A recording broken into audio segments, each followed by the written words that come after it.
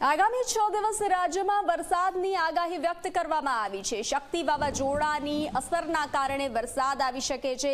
દક્ષિણ ગુજરાત અને દક્ષિણ સૌરાષ્ટ્રમાં વરસાદની શક્યતાઓ વ્યક્ત કરાઈ છે। 12 થી વધુ જિલ્લામાં વરસાદની આગાહી વ્યક્ત કરવામાં આવી છે। ભારે પવન અને ગાજવીજ સાથે વરસાદ આવી શકે છે। ભારે વરસાદની સંભાવનાથી કંટ્રોલ રૂમ કાર્યરત કરવામાં આવ્યા છે। 50 થી 70 કિલોમીટરની ઝડપે પવન ફૂંકાવાની શક્યતાઓ વ્યક્ત કરાઈ છે। માછીમારોને આગામી 5 દિવસ દરિયો ન ખેડવા સૂચના આપવામાં આવી છે। અરબી સમુદ્રમાં સર્જાયેલા લો પ્રેશર સિસ્ટમ ડિપ્રેશનમાં પરિવર્તિત થશે। ડિપ્રેશન બાદ ડીપ ડિપ્રેશન અને બાદમાં આ સિસ્ટમ સાયક્લોન બની શકે છે। તો ભારે વરસાદની સંભાવનાઓ વ્યક્ત કરવામાં આવી છે। માછીમારોને દરિયો ન ખેડવા સૂચના આપવામાં આવી છે। કંટ્રોલ રૂમ કાર્યરત કરવામાં આવ્યા છે। વધુ વિગતો આપી રહ્યા છે સંવાદદાતા સપના। આગામી 6 દિવસ ભારે વરસાદની રાજ્યમાં સાર્વત્રિક વરસાદની સંભાવનાઓ વ્યક્ત કરવામાં આવી છે।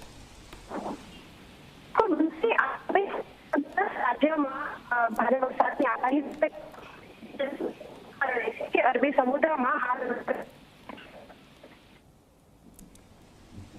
જી સપના, અવાજ નથી આવી રહ્યો, ફરીથી સંપર્ક કરીશું। તો ભારે પવન અને ગાજવીજ સાથે વરસાદની સંભાવનાઓ વ્યક્ત કરવામાં આવી છે। કંટ્રોલ રૂમ કાર્યરત કરવામાં આવ્યા છે। દક્ષિણ ગુજરાત અને દક્ષિણ સૌરાષ્ટ્રમાં ભારે વરસાદ રહી શકે છે। જે રીતે કયા જિલ્લામાં વરસાદનું યલો એલર્ટ આપવામાં આવ્યું છે? રાજકોટ જૂનાગઢમાં વરસાદનું યલો એલર્ટ આપવામાં આવ્યું છે। અમરેલી ભાવનગરમાં પણ વરસાદનું યલો એલર્ટ આપવામાં આવ્યું છે। તો ગીર સોમનાથ અને નવસારીમાં પણ યલો એલર્ટ આપવામાં આવ્યું છે। ભારે વરસાદની સંભાવનાઓ વ્યક્ત કરાઈ છે। ભરૂચ સુરતમાં પણ યલો એલર્ટ આપવામાં આવ્યું છે।